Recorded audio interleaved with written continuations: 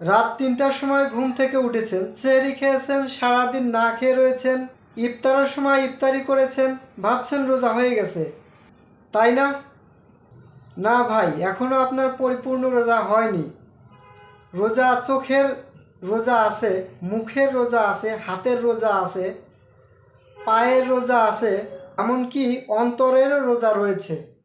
আপনি ৩টার সময় ঘুম থেকে উঠে গার্লফ্রেন্ড অথবা বয়ফ্রেন্ডকে কল দিয়ে বললেন, জান তুমি সেহরি খেয়েছো।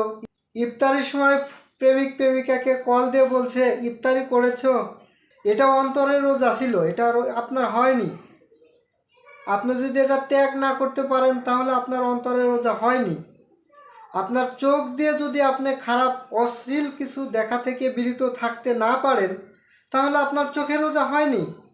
আপনার মুখ দিয়ে যদি অশ্লীল ভাষা বের করা বন্ধ করতে না পারেন তাহলে আপনার মুখের রোজা হয়নি। আপনার কান দ্বারা যদি কোনো খারাপ অশ্লীল কিছু শোনা থেকে বিরত থাকতে না পারেন তাহলে আপনার কানেরও রোজা হয়নি। সব মিলিয়ে যদি আপনি সঠিকভাবে রোজা পালন করতে পারেন তাহলেই কেবল আপনার রোজা আল্লাহ তাআলার দরবারে গ্রহণযোগ্য হবে, অন্যথায় গ্রহণযোগ্য হবে না। আমরা সকল ইবাদত নিজের ব্যক্তিগতর জন্য হলেও রোজা মাত্র শুধুমাত্র আল্লাহ তাআলার জন্য, আর এই রোজার প্রতিদান আল্লাহ তাআলা নিজে দিবেন। সুবহানাল্লাহ বলবেন না?